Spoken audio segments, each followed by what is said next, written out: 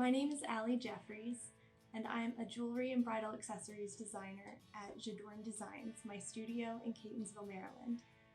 Today, I'm going to be teaching you how to make a pair of beaded hoop earrings with a little flower charm drop using supplies that you can find at your local craft store. When we're finished our project, you'll come away with a beautiful new pair of earrings and some new skills that you can use for future craft projects on your own.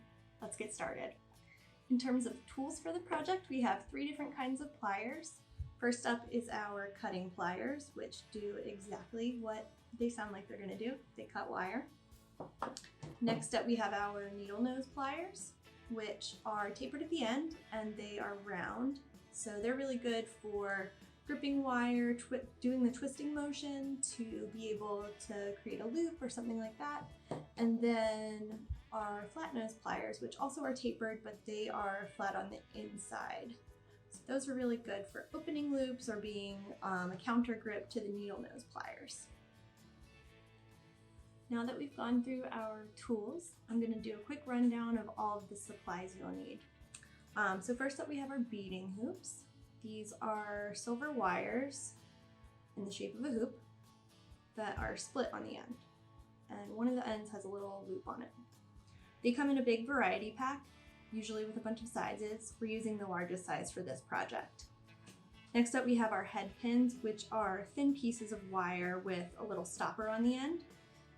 And that's something that is going to keep the beads from falling off. So we're going to put our little flower dangles on this. And lastly, we have our earring hooks.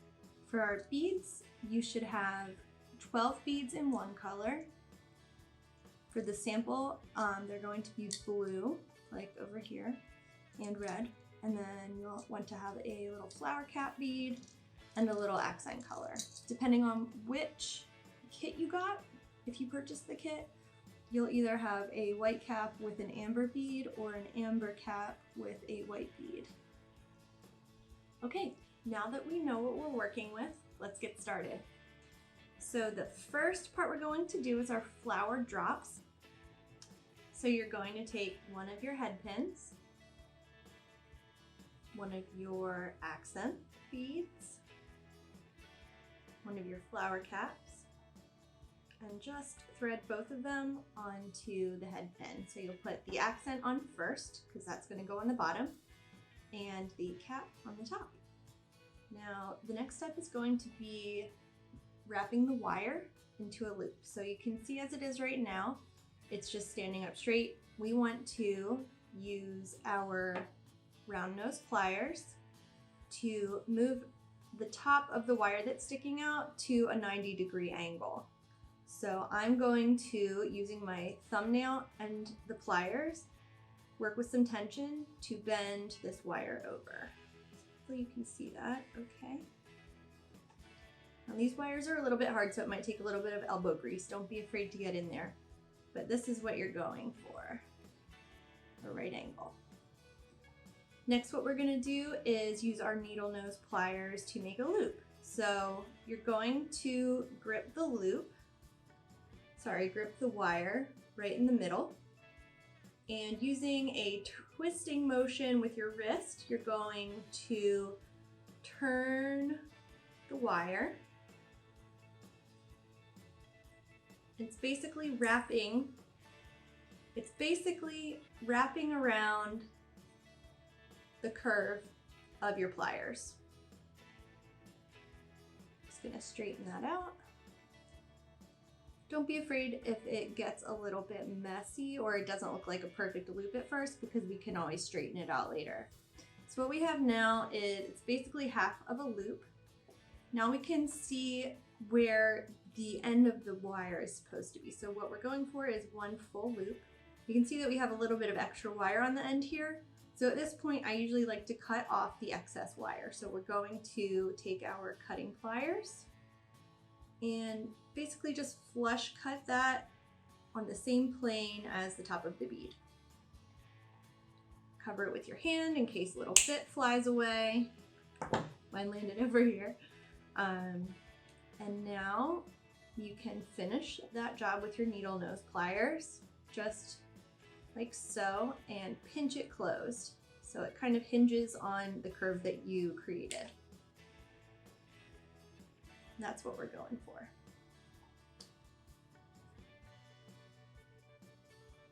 We're going to go ahead and do the second one. So I'll move a little faster with this one. Got our head pin. Accent bead goes on. Flower goes on. See, we have our straight wire. We're going to bend that to our 90-degree angle. Now that it's at our 90-degree angle, I'm going to use my wrist and tension against my hand to curve it into that loop. You can see we have our extra wire at the bottom there, so I'm going to go ahead and cut that off very carefully. Again, these little wire bits like to fly away. That one landed on the mat, so that's good. And then go back to my needle nose pliers. You can use your flat nose for this part too. Really, you just want something that will grip and not cut or mar the wire. So here we go. Made our loop. So we're just going to set down our little charms like that. They're ready to go onto the hoop once we're at that step in the process. But first what we have to do is shape our beading hoops. So you might have noticed that these are a bit rounder than what you see on the final product. And that's because I like more of a teardrop shape for the hoop for this project. So I'll show you how to do that next. So we've got our beading hoop. You can see we've got our hoop and the little loop at the top. For this part, you'll use your flat nose pliers. And I am just going to take the loop on the beading hoop and hold it between the flat part, the widest flat part of my needle or my flat nose pliers, and curve that up again at a 90-degree angle. So instead of lying flush with the curve of the hoop, now it is standing straight up. Now that we have the loop standing straight up, we're just going to manipulate the curve of the hoop a little bit to give it that nice teardrop shape. So what I do is I take my flat nose pliers and very gently, starting at the top, so at the very beginning of the wire right here, I'm just going to pinch the wire between the wide bottom part of my plier teeth. So what we're basically doing, going down increment by increment till about 1/3 of the way down your hoop and flattening that out. So we're still going to have our nice curve at the bottom of the hoop, but the top is going to be a bit straighter, so that gives us our nice little teardrop shape. So we do that on both sides. You can see how that turns out. And you can see it now has that nice teardrop shape. So now that we have our hoop shaped the way we like, it's time to start adding the beads. Here comes the color.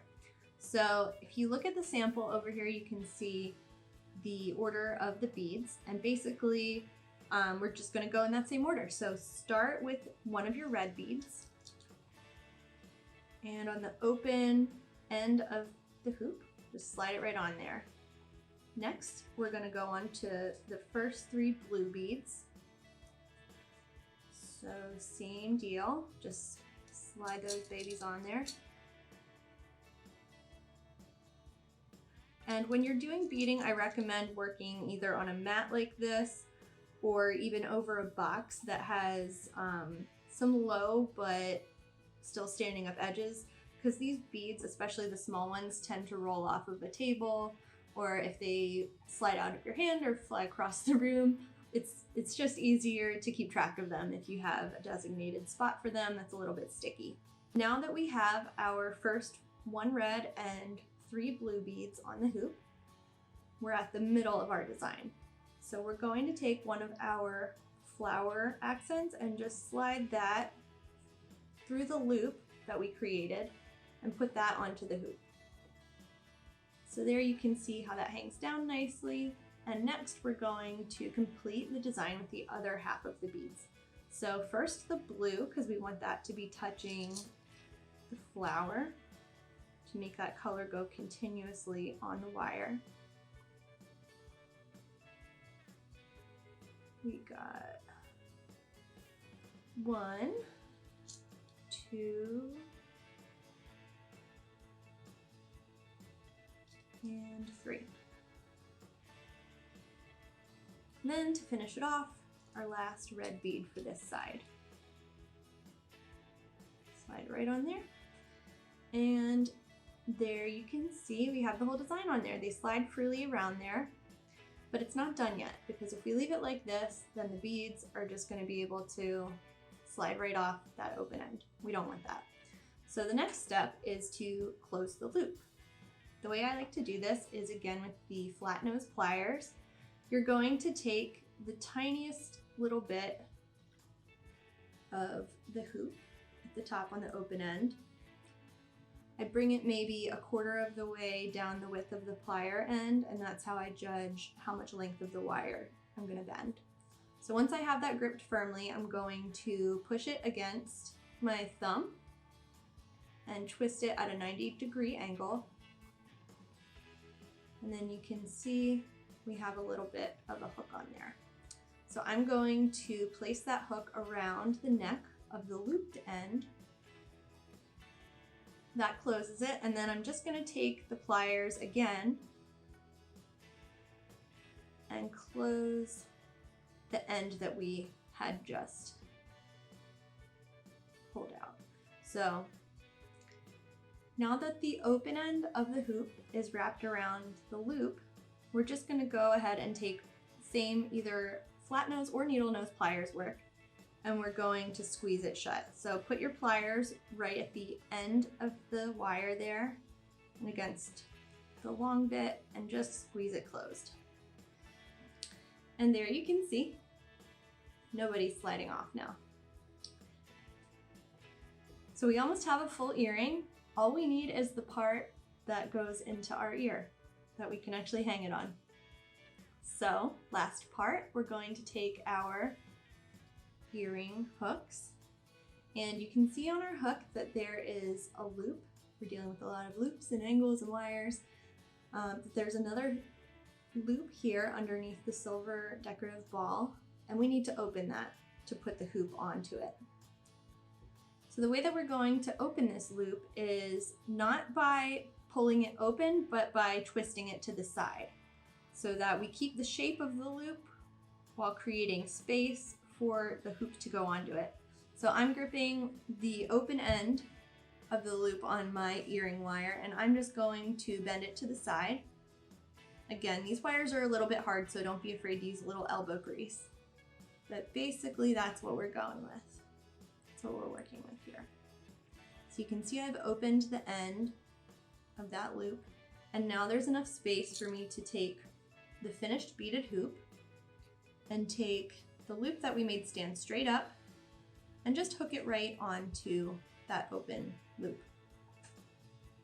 Lastly, we're going to close the earring hook loop just the same way that we opened it, with our flat nose pliers, and just twist the wrist to bend it how you need to.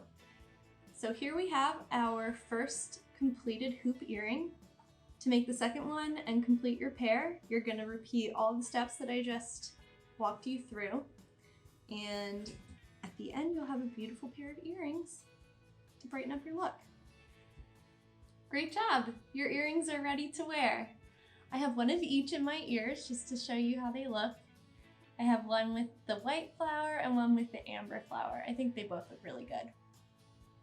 But I hope you enjoyed your workshop and hopefully learned some new skills for jewelry making. If you'd like to follow me, you can find me at Jadorn Designs. That's J Adorn Designs on Instagram and on Facebook. And you can also shop my collection at jadorndesigns.com. Thanks so much for joining me for this workshop today. I hope you had a great time, and hopefully I'll see you on the internet. Bye!